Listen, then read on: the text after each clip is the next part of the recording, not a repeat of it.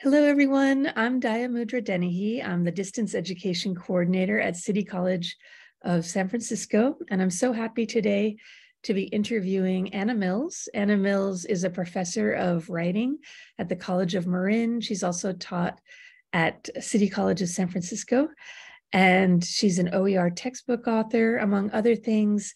And she's really a thought leader now in the space talking about ChatGPT. So we're going to talk about that today. And Anna, I know that you've done other things as well with ChatGPT. Maybe we could start with some of your other roles. Okay. I've just been curating a resource list for teachers that's hosted at the Writing Across the Curriculum Clearinghouse out of Colorado State. And I'm just really excited to be on this task force of the MLA and the CCCC that's looking into sort of guidance for instructors on AI text generators like ChatGPT. Great. And I know you've been on webinars with educators in Egypt and Australia and all over the place. So you're really part of a bigger creative conversation about what's happening in this moment with ChatGPT. And it is, we should say, it's February 2023. ChatGPT has been out since November 30th, 2023. So anything that we say in this conversation is likely to change even over the next weeks, the next months, certainly in the next couple of years. Definitely. Okay, so just to get us started, Anna, I wonder if you would give us some background on ChatGPT, what it is and what it is not. Sure. Well, ChatGPT is it's software that has analyzed a good chunk of the internet, essentially, in its training process. So it's produced by the company OpenAI, and it's one of many different text generators like it. And what it does, so then it's analyzed all that text from the web, and through that statistical analysis, it can now make predictions of sort of, if you give it a prompt or you say something to it, it's going to predict how should that continue? What would the humans write next after that, based on what it knows of the web from a year or so ago. So it's a statistical engine is the important thing to understand. It's not understanding, it's not sentient, it's not based on reasoning or rules of logic, or it's not referring to sort of any way that it doesn't have any way to check what it's saying against the truth. It's just predicting the next word over and over. So that's kind of the core of how it works. Yeah. What is it in practice? It's a chatbot. So you write something to it, you ask it to do something, and it returns some text.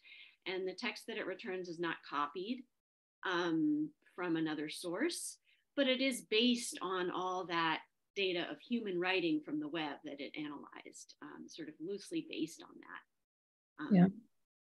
And I think something amazing about ChatGPT is how fast it generates the text when you put in a prompt. Yes. It is. And I've noticed that, great. Go ahead. I've noticed that, just the way we can anthropomorphize the bot, right? Like ChatGPT said this, or I was even listening to an interview where someone said, I asked ChatGPT to do something and it wasn't right. So I asked it to do something else and it apologized to me. So we're starting to kind of feel like we're in conversation, but it's actually not in conversation with you. It's just predicting, right? It's ones and zeros, predicting based on the text. Such an important point, because even since the 60s, it's been really well documented that we tend to project onto these systems, and the better they get, the more we're going to tend to see it as human, because it's saying things that sound human. Yeah. So I think it's really important to sort of watch that tendency and kind of push back all the time and check ourselves on it. And just remember, it's a mathy math. It's a statistical engine. It's just spinning words. It's not thinking. So. Yeah. So right now, there seems to be two camps. There seems to be a lot of excitement. This is going to change the way we do everything. It's going to make us more efficient. And then there's also a lot of fear, people who think, oh, this is the end of education. So I wonder if we could just dive into sort of both of those extremes and sort of see what's the conversation out there about the excitement and the fear of ChatGPT.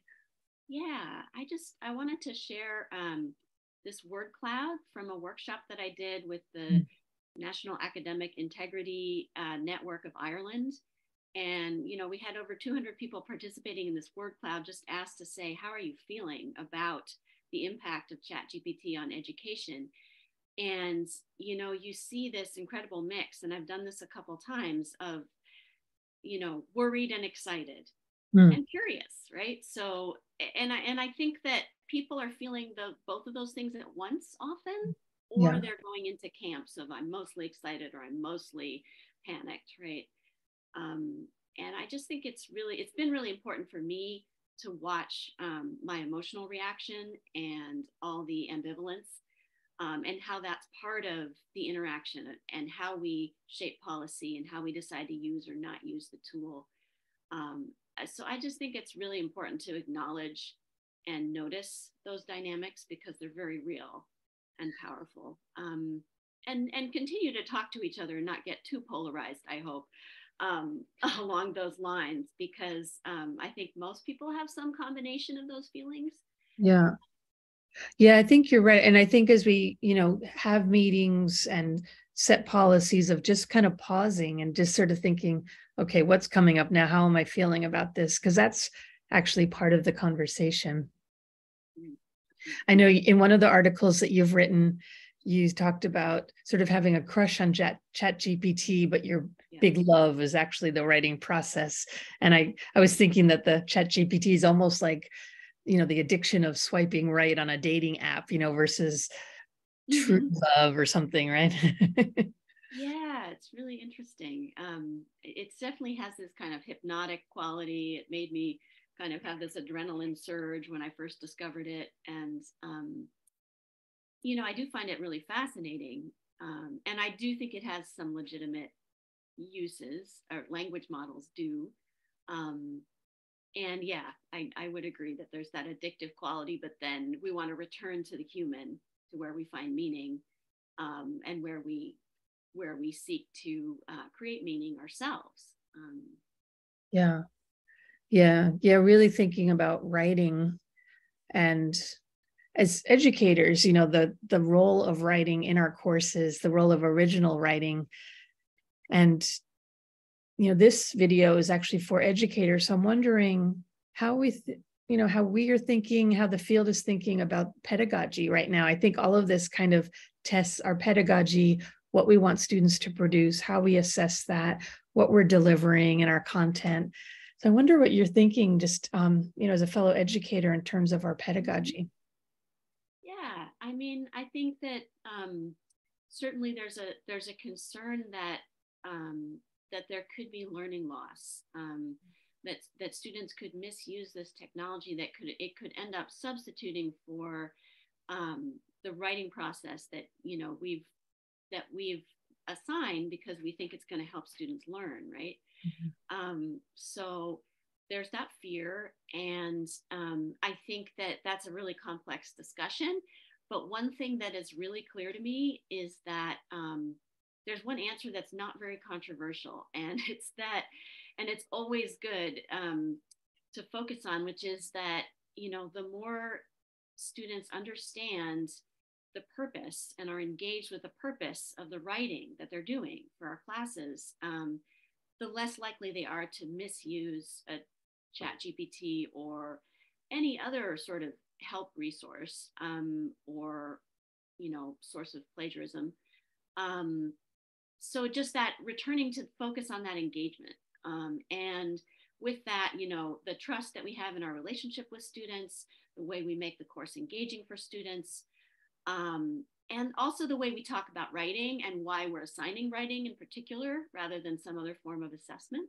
I think it's just an opportunity to really highlight the writing process as something that helps us think and come to better decisions and find out what we want to say and what our own judgments are, and that we get further through the friction of that writing process through struggling with those words.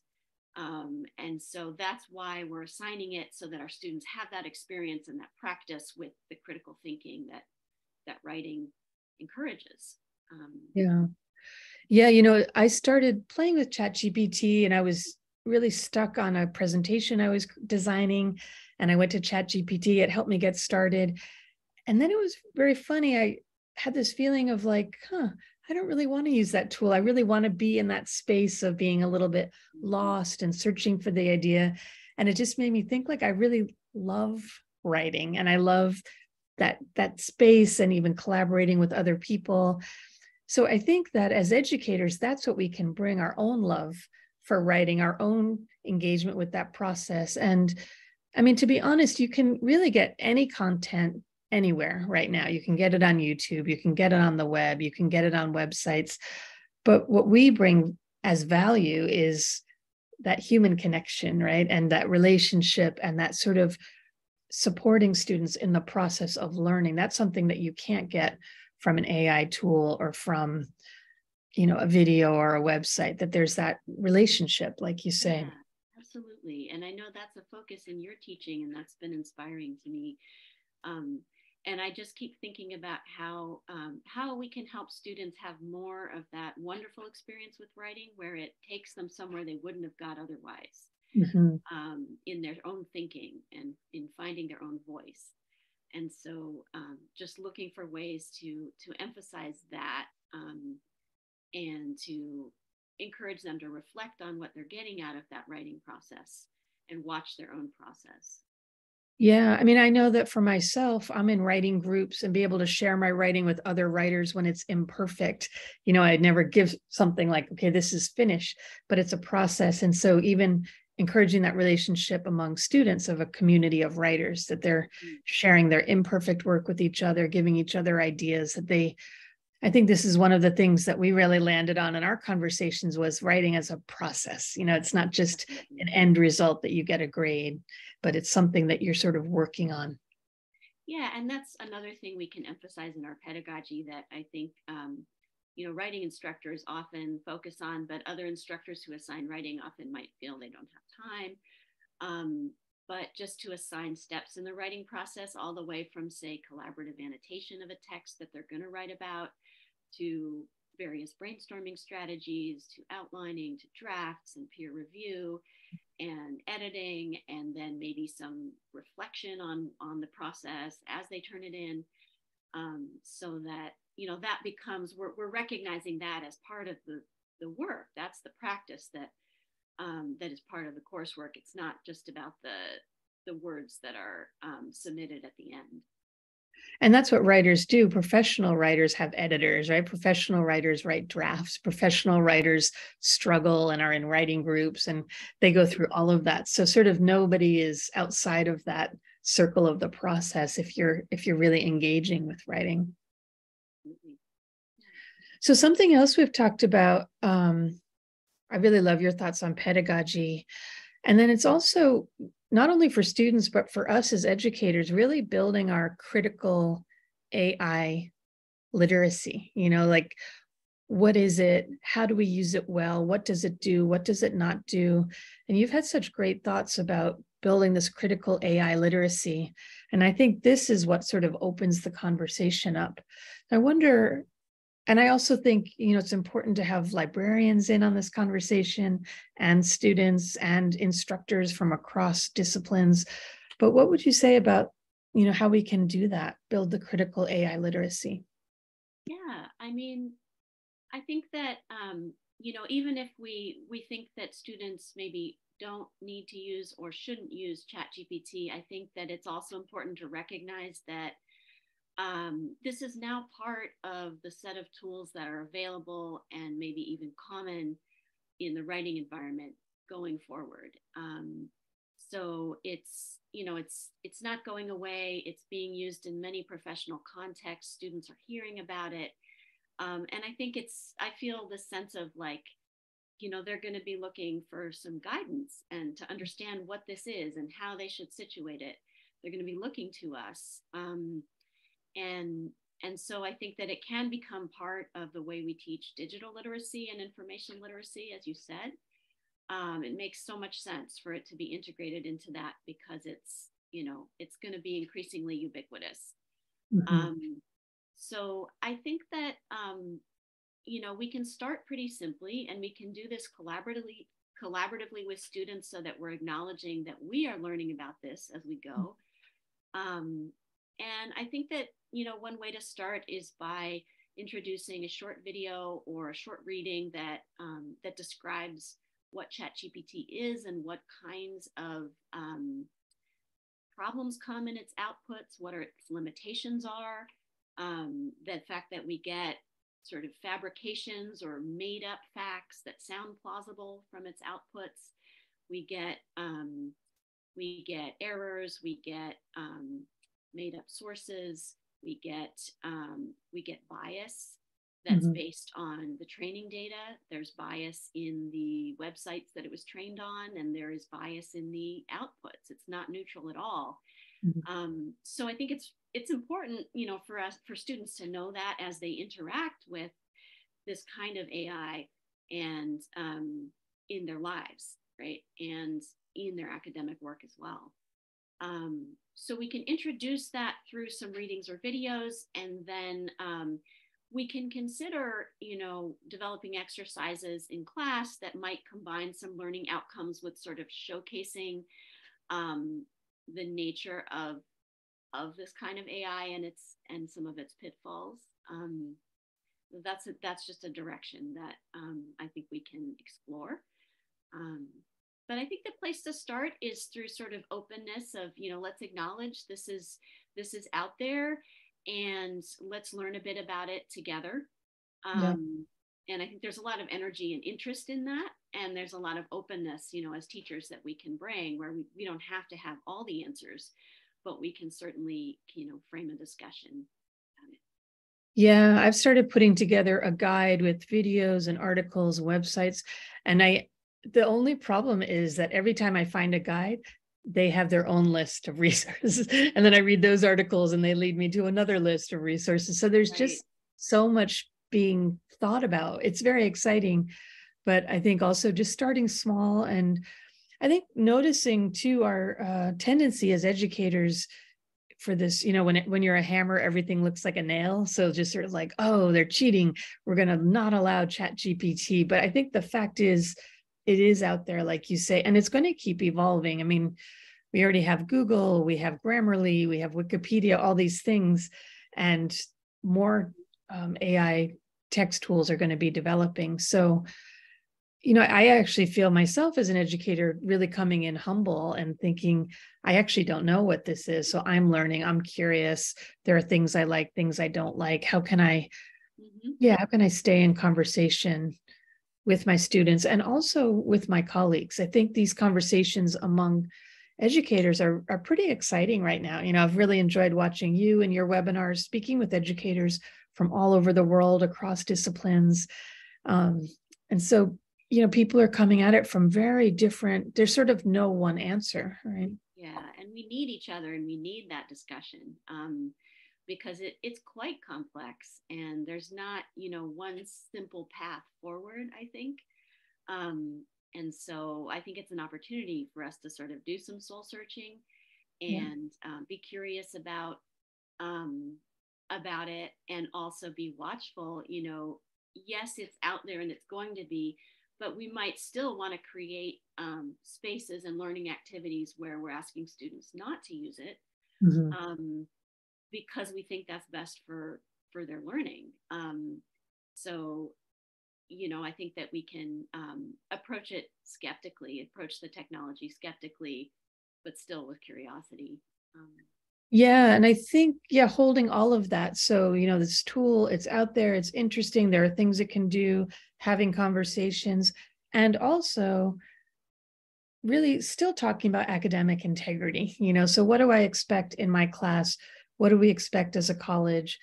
So there's a lot out there, and a lot of it sort of generated by librarians in terms of policies that sort of go beyond don't cheat, right? But and it's complicated. So I'm wondering what your thoughts are in terms of collaborating on academic integrity statements or policies for the college? What do you think about them? Yeah, absolutely. I think that there's an immediate need for policies that are explicit about how much and if any use of text generators is allowed in student work. So I think that in deciding on those policies, we have to decide what constitutes misuse, and will there be any kind of enforcement of these policies, and also how do the ethics of around this software play into our decisions. If we're going to ask students to use it or not use it, we might want to be aware of things like data privacy and bias, and labor practices and various issues around the production of this technology. Yeah. But I think I can introduce just a couple of approaches. Well, these are a couple of questions that we can ask that I kind of covered already. I think front and center is how do we promote our same learning goals that we have now, really, in this new context. Given that this tool exists, we want to prevent misuse, and maybe people are starting to explore how it could promote learning as well. So I kind of put together, besides this focus on intrinsic meaning and motivation, I think there are a range of perspectives, a range of practices that we could consider, that I've seen people promoting and embracing. And sort of, I did a poll in my last webinar of, how much we should prioritize each of those. So I just wanted to share that, and sort of, it's pretty clear that everybody agrees we need explicit policies. And we might want to add to that, asking students to affirm that the work that they turn in is their own, that they've put those words together. Unless we're explicitly allowing them or asking them to use the technology. But sort of an ethic or a norm of transparency around when students are using it and when they're not, and also when teachers might be using it and when we're not. If we use it, we should be transparent about what text was put together by ChatGPT. Yeah. But I like the bottom one of switching to forms other than writing. There's some talk of sort of bringing an oral component into an assessment, sort of like, the old form of like going and defending something that you've written. That's kind of interesting. Really being able to talk about your writing. Yeah, and I love that one. And I think that also goes with the conferencing with students, can be complementary to assigning writing, sort of that there would be a multimodal element where they're either meeting with us. Of course, many of us meet with students in the writing process as they're working on drafts in class. But we could also do things like asking students to record audio or video of themselves talking about their writing when they turn it in. And sort of the multimodal also goes to, one other option is to incorporate images, video, or audio into the material that the assignment covers. So asking students to respond to or analyze those things, or to create them in connection with the writing, and these approaches are not foolproof. You could still use ChatGPT for a part of the assignment. Or if you give it enough information, say you could describe an image and then tell it to write an image analysis, right? But you'd have to describe the image. So some of these approaches, they're not foolproof, but they would make it sort of more clunky and less worthwhile to use ChatGPT. So I'm kind of in favor of, look at the options and combine a number of different approaches based on your learning goals and your teaching style, because there's no one silver bullet. And I think also having students bring in their own personal experience is an important aspect of the writing too, right? Yeah, I mean, it can simulate that, but it doesn't do it super well at this point. It's you can't always get it to give like vivid or convincing details. You can get it to make up a story, But also I think that kind of assignment is probably, clearly more meaningful to students for them to do it rather than making something up. I noticed on this chart the red and the brown, right? So the tools for identifying AI text and software that records the student writing process. So, these kinds of tools that detect whether or not students are using ChatGPT, and then the ethics around that, even the ethics around Turnitin and things like that. So privacy concerns and academic, ownership of their writing. And just from what I've seen, these tools are things like ChatGPT 0, they're not actually that effective. And then I think the other aspect of that too is, are we going to be paying these companies in this cat and mouse game, is that how we want to spend our energy? So I wonder what you think about these detection tools. Yeah, I think those are all really important concerns. And they're not very accurate at this point. I think the one that OpenAI just released, it only identifies AI text as likely AI 26% of the time. So it's not even better than 50%. And even if the tools get to a point of like 95%, what about the other 5%, and what about the students maybe whose work is being flagged as AI and it wasn't written by an AI, they wrote it. How will they be affected by the teacher calling them in to say, let's have a conversation about this, or I'm concerned, So yeah, I think there are a lot of downsides to using those tools. I still wonder with the AI detection, because we need it so badly for other purposes in society, like for sort of protecting the integrity of public discourse in publications and online, stopping sort of an avalanche of misinformation that's much easier to generate with these tools. So, I think that there might be a role, but I don't want it to be punitive. Those detection tools are not going to be proof that a student misused a tool. And so I think that they might be helpful as part of sort of trying to establish a norm of transparency and an expectation that, when we use this, we need a label that those words are coming from that machine, that system. Yeah. So I think that's evolving, and we'll just have to see how those tools evolve and how accurate they are, but definitely not count on them or accuse students on that basis. They might be part of, a bigger picture that, where we want to have a conversation with the student if they turn something in that looks very different from what they've turned in previously in terms of style. Yeah. And I think it's helpful for students to know that there might be some form of accountability for everybody in society for whether something is AI generated or not. And that cheating aspect is not new anyway, right? Like you could always pay your friend to write your paper for it, so all this thing of verifying, is it your work? It's sort of not a new battle, actually. It's not, but it is different, I think, because we haven't yet established the norm that it's cheating. Many students will not see it in the same ethical light. Yeah. And because it's just so much cheaper and easier, right, than the other forms. Right. And it's sort of private. You don't have to show another person that you're doing it. And it's fast. It's so fast. Yeah.